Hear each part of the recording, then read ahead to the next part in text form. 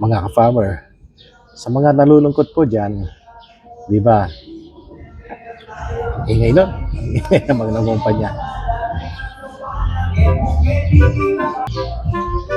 Ayan, nakaalis na yung nangumpanya. Meron po tayong dito, ito po yung para sa mga malulungkot. Ayan, yan po yung tawa-tawa.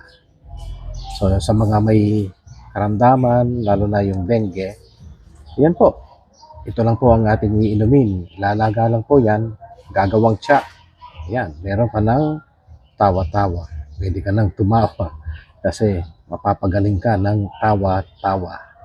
So wag po nating bunutin po ito pag nakita po natin ito sa bakuran. Nakita ko lang po ito sa tabi ng tumubong papaya.